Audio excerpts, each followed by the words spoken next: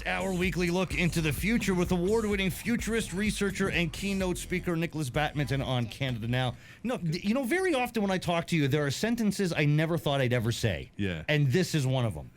Am I to understand there are many brains that humankind have grown that are in space right now? We've got to be a bit careful here. Okay. You know, journalists are really good at like inflating what's happening in the laboratory. Mm-hmm. You can basically put anything in space. Mm-hmm. We're growing lettuces in space. But that made the news. We're right. making bread in space, and suddenly it's got more gravitas and more impact. And this like growing brains and Right. putting them in robots in space is Right. kind of a little bit clickbaity, really. It is. It's very sci-fi. Yeah. And one of my questions to you was going to be, why are they in space? Cerebral organoids. So this is what we're talking about. Do you see the confused look on my face? Yeah, so this is what we're talking. Cerebral organoids are a collection of brain cells in a neuronic formation that can replicate some effects of synapse sort of activity, right?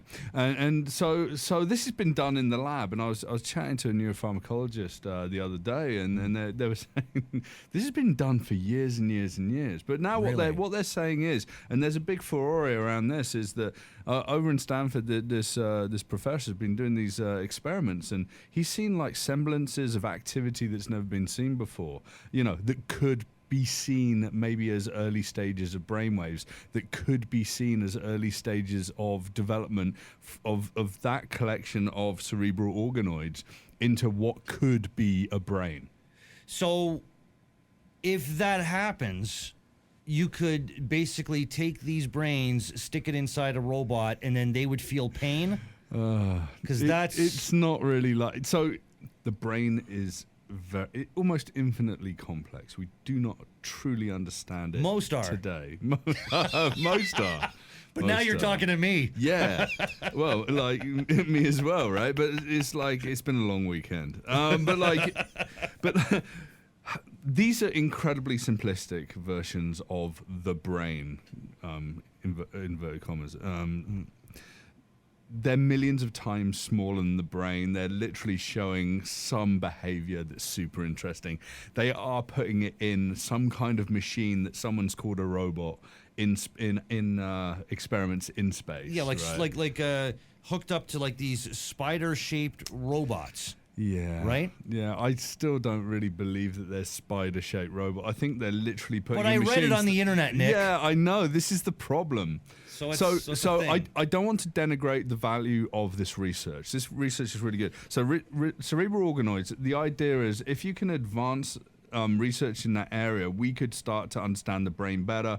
We could start to stimulate certain activities of the brain. We could try and understand how, you know, pharmaceuticals or pain or other effects where there's stimulus in and effect out are acting, right? Mm-hmm. Now, these cerebral organoids are not actually, they don't really have any input, but they're showing some signs of output in these experiments that people are saying, wow, this is brainwaves. And I was just looking at Twitter on this particular post, and I actually went to the New Scientist, or Science News, which is another website. Yeah. And you know, it's just, it is valuable, it is simplistic. We got to be careful how we blow this up.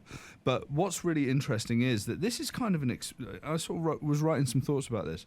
It's like a scientific, philosophical, ethical discussion of how far do we go in working this out. Now, do we develop this? Now, it's very difficult to, and a lot of scientists use lab rats, right? And you know, activists are like, that's really bad or whatever. Cool, but there's been a lot of developments that have been very useful for the human race and disease prevention, yada yada yada. Now, if we can get something that's more akin to a human, then you can like test certain things and effects of drugs and whatever. So this is incredibly useful from that perspective. Right, but at what point do we call that human life? Like, where's that? Where's that line? It's not. It's a cerebral organoid. It's literally a replication of some cells in a petri dish acting in a certain way. Okay. You know, it's not developing as a fetus. It's not becoming a human, and that's another big discussion, right? When is life life, and when is consciousness conscious? And, Right. you know, we still don't know what consciousness is. You know, people are saying, well, it could become conscious and put it in robots and suddenly blah, blah, blah. And it's like, you know, we just don't know enough about all of it. Now, science is hundreds of millions of experiments happening over time that are additive, that lead us to a new understanding of the world. And this is part of that universe, right? So I think it's incredibly smart. I also think that it's incredibly smart to do all the experiments with artificial intelligence and neural networks, which are like they say are replications of the way that the brain works, building connections through learning. And I think it's all valuable. But this, I mean, you take things into space to see what happens because it's a different environment with zero gravity, reduced oxygen and whatever. Yeah. But really, like these people are excited because this is their life's work, and even an inch forward is a lifetime's achievement for people, course. right? So this is kind of like that few millimeters forward, and I hope to see that over the next few years we're going to be able to use these cerebral organoids to help with research into drugs and treatment, disease prevention, whatever. What is likely not going to happen is that we're going to look over in the corner of the lab and there's a little brain pulsing, and suddenly That's what I was picturing. And suddenly it wakes up and says, "Good morning." You know, it makes me think of Star Trek and Futurama and all these. Yeah, Futurama. That's right. That's right. Like, okay, but what about this this science getting into the wrong hands or being used for the wrong purposes? You know, you mentioned like AI, the danger of that kind of technology being used for political motivation, for war, let's say. Yeah. But, you know, maybe, you know, slightly less serious. I don't know. It depends on how you look at it. But what if this science were to be used to lend itself to the pharmaceutical industry? Right. You know, to bring advances to the pharmaceutical industry purely for that industry to make money. What about, is there any danger to that? Anything to worry about there? All of these things are already happening in the pharmaceutical industry. They already use these techniques, and really it's not the thing or the technology that's actually the bad thing. It's the business model that you surround it with, right? And I've spoken to a lot of pharmaceutical companies, and it's interesting. You've just seen the big pharmaceutical companies being hammered in Oklahoma and across the states because of opioids, and like, you know, their business practices. They say allegedly led to all of these people actually having ongoing addictions and deeper into the hole and whatever. So it's the business model. You know, it's like GMOs are bad. It's like no. Some business models that apply GMOs are terrible, or have been terrible. The technology of genetically modified food isn't terrible. It feeds hundreds of millions of people every year that wouldn't get fed otherwise. So we have to be careful. The science in its pure form is beautiful. The business models can be monstrous. They can be beautiful. They can be productive for the human race. They can be profitable for big companies. They can sort of take on any shape and form. What we need to do as consumers and what we need to do as practitioners is demand that we are ethical and that we do the right thing for the human race. But who's making sure that happens? Is there like a governing body that's making sure that, hey, this is not being used for the purposes of helping humankind? This is being used on your part for the benefit of making your company money. Yeah, this is a massive gray area, right? Well, I mean, it's important. We can't have a gray area in that. Like, Well, I mean, like the World Health Organization, would they have anything to do with something like that? Would they learn about a development of this kind and say, whoa, okay, we got to keep an eye on that?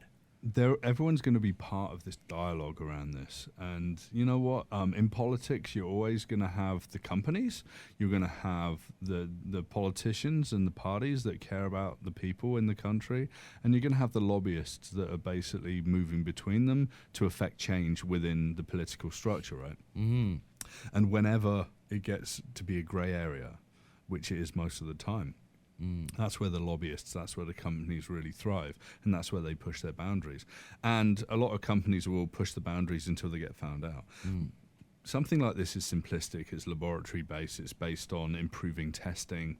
Organizations like FDA and whatever, will have a say in the matter, but it's not necessarily going to stop it being used. This is a useful tool. I'm not suggesting stopping it. I just want to make sure it's being used for the right purposes. You know what? It's like, I have an iPhone in front of me with some notes on it. Mm-hmm. It's the difference between me using the iPhone to read notes and me using the iPhone to run over to the other side of the room and bludgeon you over the head with it. That might happen. And I wouldn't do that. I wouldn't do that. But that's the way that I talk about these things. Is that it's all about the intent and purpose behind the usage of the good thing that you've been given. That's right. And any good thing can be a bad thing with a bad business model and intention. Yeah. Well, next week we're going to be talking about electric cars and the structure that's in place for electric cars. You came in pretty hot in saying, "Hey, I know what we're talking about this week, but next week we got to talk about electric cars." Yes, please. You're pretty. You're pretty angry about this. I'm going to tell you a story about my vacation. Oh, geez. All right. Well, we're going to have to wait till next in week. Prince Edward County. Oh, okay.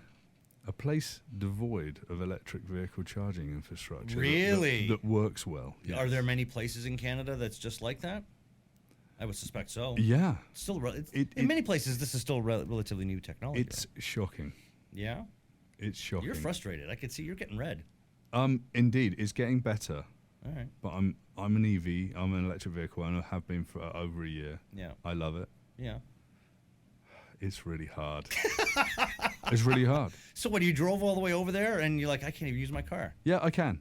But there were a sum total of 2 level 3 charging stations. Oh, so you had to go a great distance to charge up then?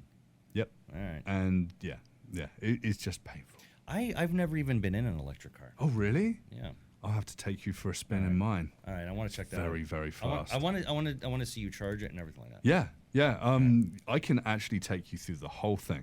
Okay. Yeah. We got to do that. We can do that, and we can do that within 10 minutes of this studio. So. Oh, yeah? Yeah. All right. We got to hook that up before our next conversation. we can do that. I'll show you. I'll take you for a ride on that. Yeah. Cool. NikolasBadminton.com, futurist researcher and keynote speaker. Nick, can't thank enough, my friend. We'll talk electric cars next week. Yes, please. All right.